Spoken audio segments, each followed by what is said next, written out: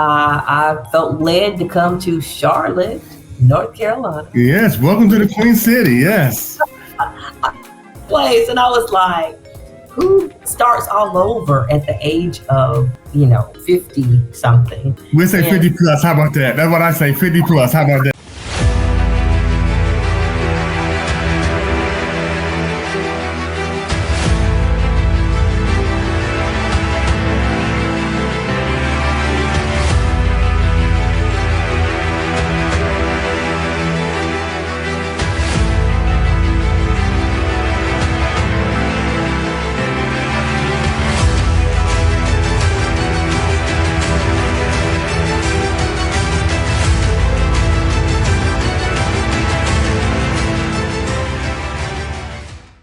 Hello, everyone. Welcome to the Career Education Learning Center podcast. I'm your host, Mitchell Rivers. I am honored and thrilled to have Dr. Tiffany Burks on our show today. Dr. Burks is Dean of Students. How are you doing today, Dr. Burks? I am doing very, very well. And how are you? I am doing fantastic. Thank you so much for asking. Dr. Burks, can you tell our audience a little bit about yourself and your journey to your current career path? Well, a little bit about myself. I like to introduce myself. I have 5 beautiful children. So those are my biggest and my greatest accomplishments. I started basically teaching Sunday school at 10 years old. Wow. You started real young. You come starting young. That's real young, Dr. Burks. Did they know that child labor laws? I know. And back then, you had to keep your if you were older, you were like if you were older amongst your cousins or your siblings. I don't have any, siblings. I have half brothers, but I don't have any. I'm a mother birth. So I started at such a young age keeping kids. And of course, I was the only child. I just said my mother only had one child, but I lived in a neighborhood that housed foster kids. And I just gravitated to the kids that were next door. I actually I realized as I older, I said, wow, I was an advocator back then. But one of the children that were the foster care had told me that they were being mistreated. Oh, man. We're going into this lady's house and saying, you gonna leave her alone. Oh, boy. And she said, little girl, if you don't get out of my house. But I just remember that, as I, go into my position of what I'm doing right now. But of course, I started off, I was a drama teacher. I was a substitute teacher. I was an ELA teacher for middle grades, language arts. I did not start off with my teaching license. I had to go back to school. I graduated. My BA was in communications, broadcast news. Oh, boy. And my minor was theater arts from Fayetteville State University. So Bronco Pride there. I see. I did spend time at A&T, but I had to come back. My mother had gotten sick. She had a stroke. So I'm sorry to hear that. Thank you. Came back to my hometown, and she's doing well now. Of course, that was years ago, but that was my teaching experience. And then I had a mentor who watched how I taught, and he said, you know what, you should be an assistant principal. And I said, for real, you think so? And I was like, yeah. Or he said a principal. He didn't say assistant principal. I'm sorry. And so I actually started the quest of being a principal. And so I was the assistant principal for 8 years. It was difficult, but I learned a lot. After that, I became an IPG coordinator. It was something through the ESSER funding where I worked in Cumberland County Schools as an IPG coach. And that was similar to coaching teachers. And then I had to report data to the district, to DPI. I'm sorry, NCDPI. And so then after that, I felt led to come to Charlotte, North Carolina. Yes, welcome to the Queen City. Yes. Place, and I was like, who starts all over at the age of, 50 something? We say 50 plus. How about that? That's what I say. 50 plus. How about that? Yeah, I was like, who does that? And I kept on needing confirmation from other people to tell me that it's okay. It's okay. But then I was like, Lord, if you say it's okay, it's okay. It's great for me to do this. Not okay, but that's where you're leading me.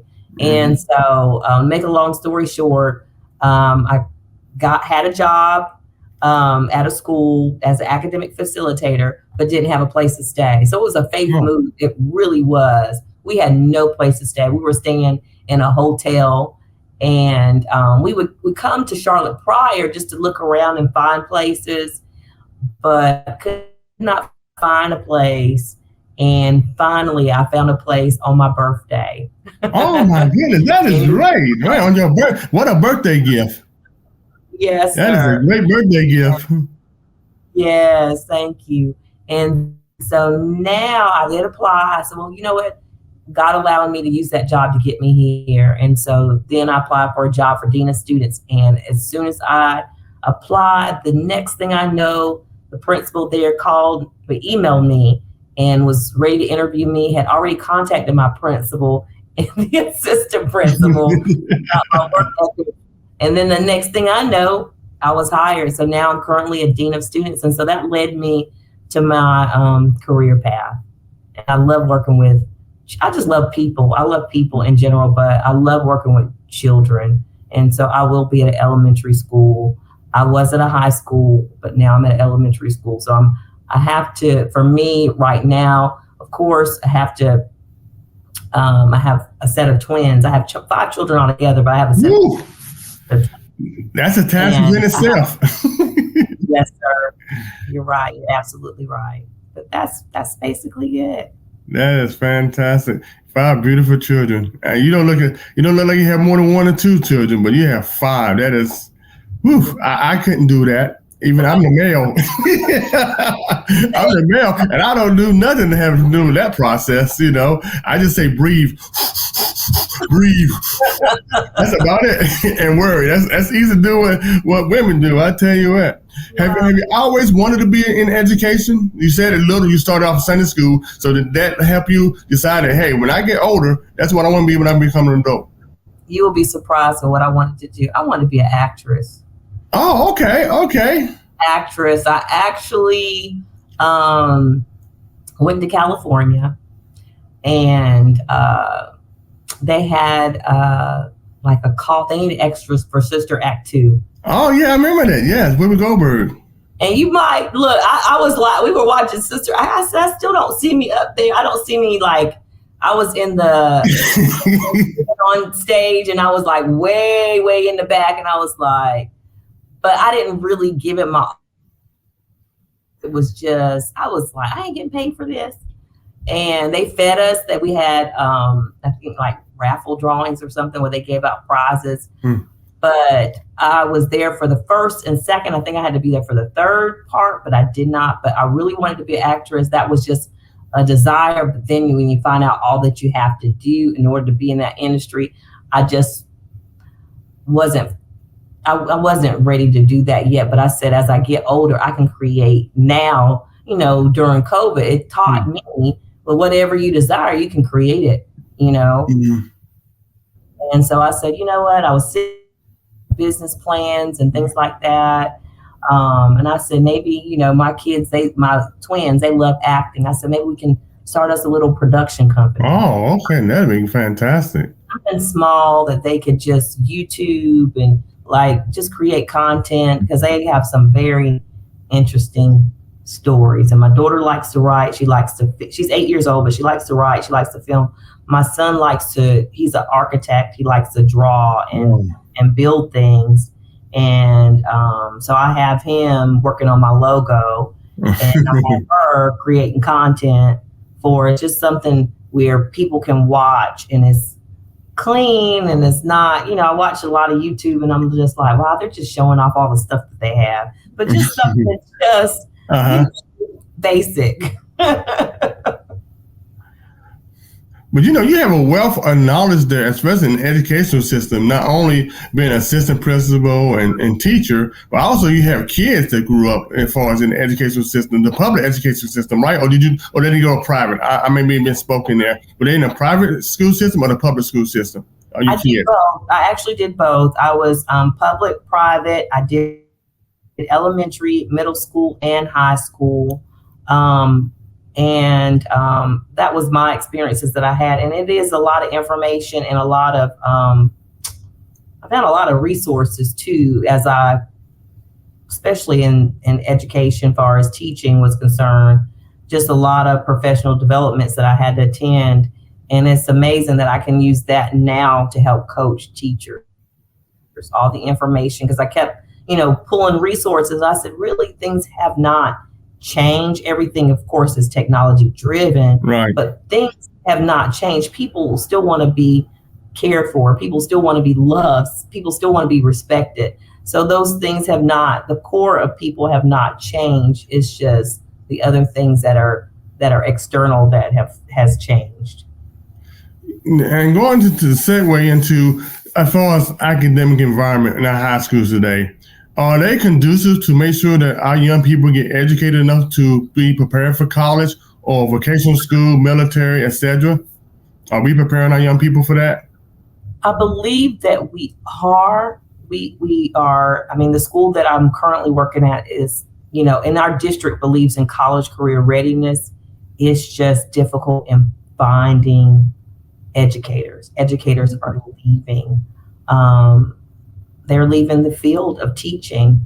So I believe that they are is just trying to find someone to be able to educate our children. It's very, very difficult.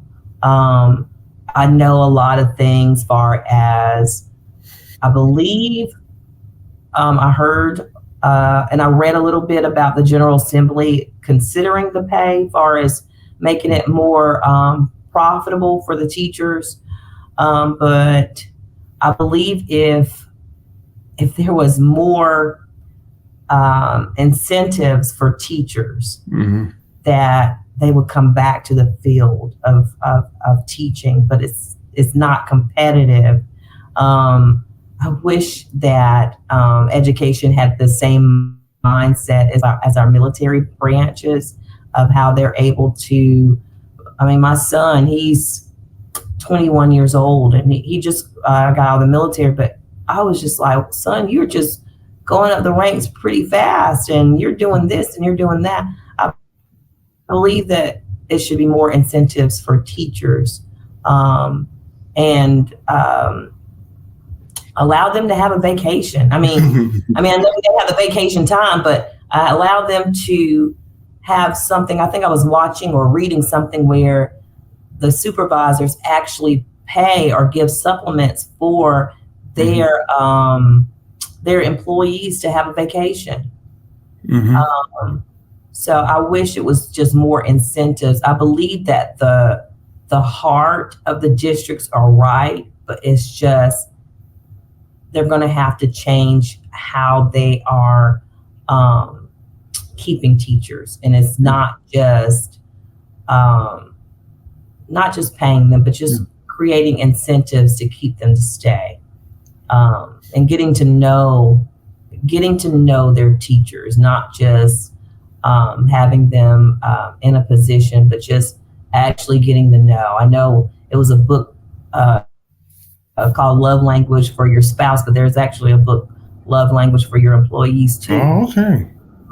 Never heard that before. So, yes, but just getting them to figure it out. Just knowing the ones that you labor with is very, very important. So which is more as far as sound like, in addition to retention, what about the feeder system? Is there great recruiting for teachers? I mean, we can always go back to high school where you're at now. Are we enticing kids to even go into that profession? No, I had a plan. Mine, but just far as it would be so amazing if we could prepare our students that are in high school to come back, like you had mentioned, to come back into the classroom. But it is not enticing to them because they say, and I would hear my students tell me, I don't know how you do it. If someone came to me and said what they said, I would go off. So that means that child, that individual, yes, needs proper training, and that emotion is higher than, I guess, how they're feeling right now is higher than walking into that professionalism, so to speak. But it's not, but it would be great if we could create some internships for students in high school, because I remember my bus driver was 16 years old. I remember that. But I don't believe that it is inviting. And then trying to figure out what it is, having that conversation, establishing some type of organization to find out, or a survey tool to find out, hey, what would make you want to be a teacher? Or what would make you want to come back and teach? Yeah, I'm trying to get that on your level, the high school level. I am going to talk to someone at the college level. I know a lot of schools, especially in North Carolina, Appalachian State is a big teaching school.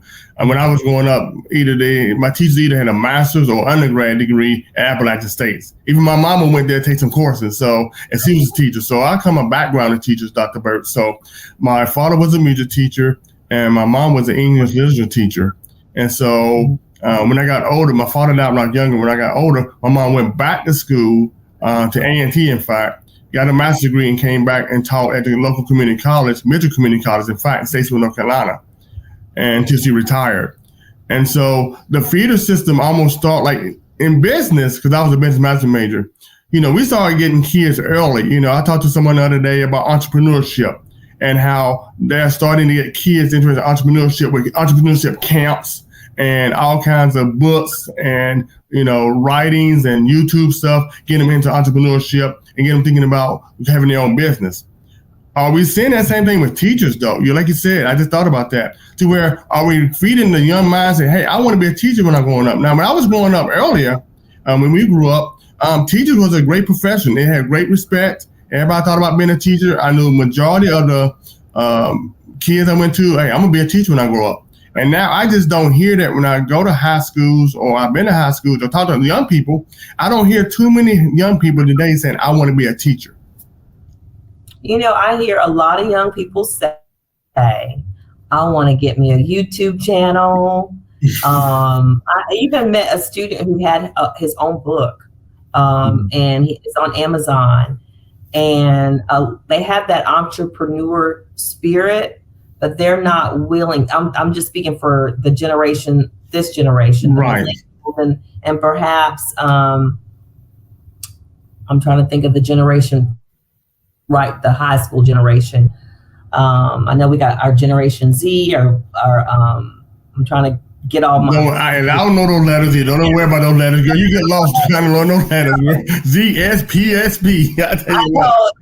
Yes. ESPN, WCBT, and the ABC. And you can mess with those letters. It's called the new generation, what I call them. Right. And so you're exactly right. And so a lot of the kids I've spoke to, they're going to go into the military. That is what. Oh, that's good. Okay. It's either college or military, but a majority of my students that I have dealt with in time past, they have gone to the military. That's amazing. And so the student that I was telling you about that wrote a book, and I was just like, and I don't know if anyway, I just remember I kept on hearing kids say, man, you got that? And I'm like, in my mind, I'm like thinking, God, what? Is he selling drugs at this school? What is he doing at this school? And find out this kid was selling spaghetti dinners. Oh, man. And I was like, what in the world? Like, that's where my mind went, because that's what I was used to. Right. Principal.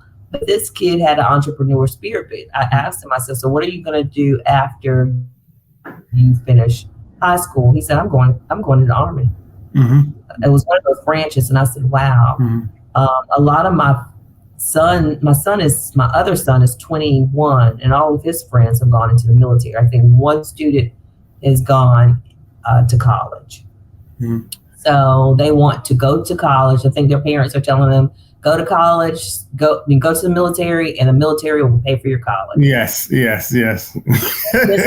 You, all of the educators, I mean, I look at the folks that I have graduated with, they're in education. Mm-hmm. All of them are in education. Majority of them are in education.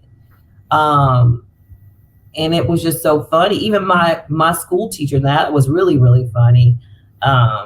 He was my math teacher in, I think, the 10th grade. And so I actually was his supervisor. Oh. And I thought I was an assistant principal, but he was at a high school and he was teaching math. And I was just like amazed by, you just never know, how things turn, and I would make fun of him. I'd be like, I'm your supervisor now. So, but he was still the same. Mm-hmm. Nothing changed. It was just for him. He was experienced just the lack of respect versus how we were raised. Right. You just don't talk back. If your teacher tells you to do something, you do it. Mm-hmm. And that was basically it. So he was dealing with a generation that, these kids now, which is amazing to me, I'm learning from them. They're not going to tolerate disrespect. Yes. You can't come yelling at them. You have to talk to them. They just like we're human beings. They're human beings too. They're just Yes. And far as they sense genuineness. We were just brought up. We just had to respect. If you were an adult, we have to respect you. But this generation, you have to respect them. And they'll respect you. It goes both ways. It's not do as I say and not as I do, because they're watching. So, yes, I hope I answered your question. Oh, you did, and it's amazing because it's almost like that old saying we hear: you are influenced by the environment you come up in, right? Because I hear from the military that they need more people. I hear from business people like we need more people in business, or I hear from a lot of people in the entrepreneurship, we need more entrepreneurs. It's like every profession needs, we need more people to come in our profession, and it's a battle getting the talent there. I'm just coming from your profession here. Teaching is where I hear probably the most, and that's where I was surprised because I was in the military. I was in Army Reserve, and that's how it helped me get my education on the Army Reserve. And end up serving in Desert Shield, Desert Storm. But now it seems like that the teaching is very vital. Very vital. And I just don't see, and I hear a lot of complaints from educators. My brother's an educator too, cousins, relatives. The number of kids that want to be teachers like we did growing up. And that's why I want you on the show that what can we do as parents? Can we, what can we do to entice them that's a noble and greatly needed profession, And they may even go business first, right? They may go business or go do their own thing, and they maybe come back and get their teacher's licensure, become a teacher. And so that's another way to where maybe school districts can attract those people. I know they have a lot of programs when I was growing up for business people and people in other professions to come in and teach. So I'm just trying to find out, what can we do to get our young people interested in becoming part of that great profession?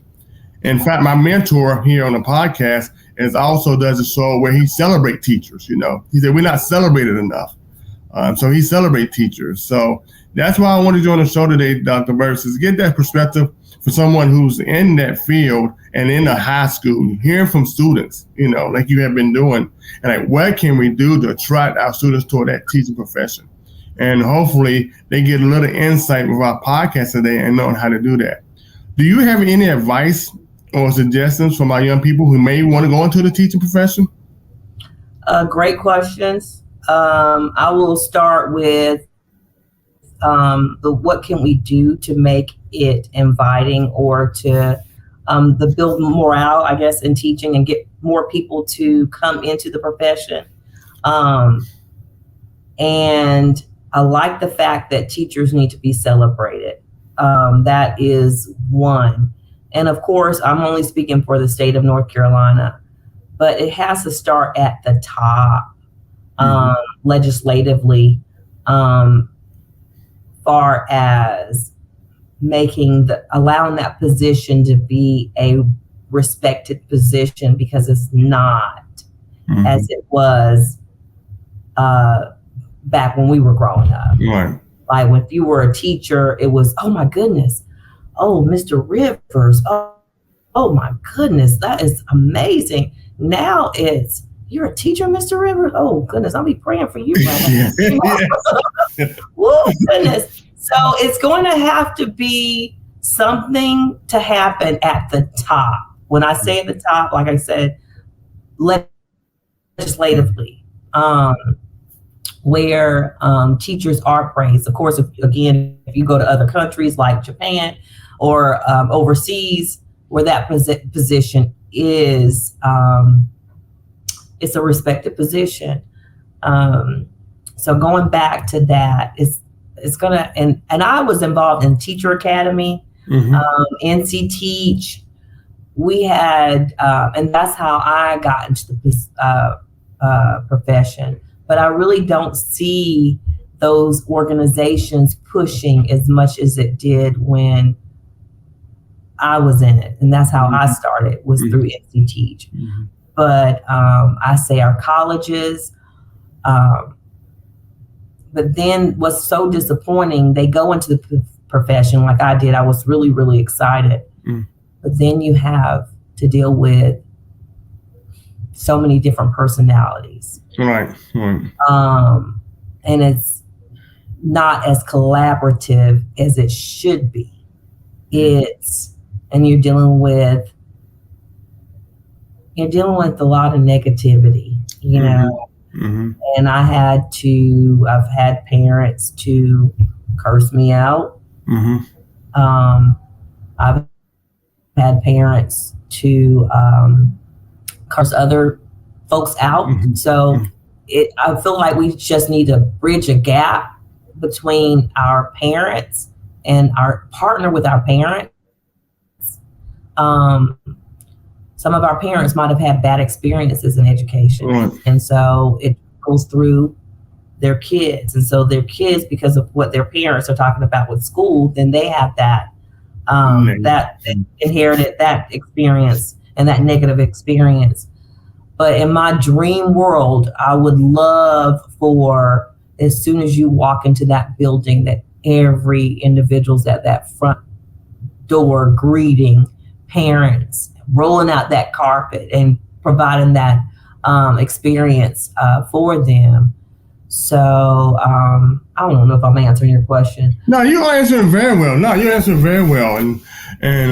that is very helpful for our audience, you know, because maybe someone in our audience may be thinking about going into that profession, and maybe there's an administrator or someone in support staff, right? You said you need more support, you know, and that sounds like I hear from a lot of teachers, including my brother, like we would like to have more support and like be celebrated as teachers. And so the celebration that used to come up when my parents were there, so when they say, oh man, Mr. Rivers or Miss Rivers, you know, that was respect. It don't matter where you come from or what you did, no matter who you were, you respect the teachers. And so we need to get that back into our social life here as far as society is concerned, right? In America, we need to get that back into our society to respect teachers and know what they do has a bigger influence on anyone, right? You know, we probably spend more time with our teachers than our parents at times, right? Because they work so much. And so we need to get that celebrated again, have our society come together and come with a way that we can bridge that gap that you said, because sometimes it seems to be a war between the parents and the teachers. And then the kids are caught right in the middle of that war. So we need to find a way to celebrate that. So thank you so much, Dr. Burks, for coming on my show today. Oh, it has been a pleasure. I can talk all day. I can run my mouth to people know all day. But thank you so much for coming on our show. Thank you, sir. And I was like, I said, oh my goodness, it's time already. I had so much information, but you know what? I will share again. But thank you again for allowing me to be on your show. But before I leave, let me get your contact information. Maybe someone will get in contact with you on social media. Maybe they have questions about being a teacher or other questions they want to have about you personally. How can they get in touch with you on social media? Yes, sir. So if you decide to go on Facebook or Instagram, my last name is different. I am Tiffany Determined. Okay. So that is my name on Instagram and Facebook. And if you do need to get in contact with me, I am on LinkedIn under Dr. Tiffany Burks. And I don't mind giving out my email. My email is tiffanyburks777@gmail.com. Well, again, thank you so much for coming on our show. And I also like to thank our viewers and listeners for joining me, Mitchell Rivers, on the Career Education Learning Center podcast, where we make your career dreams a reality. God bless.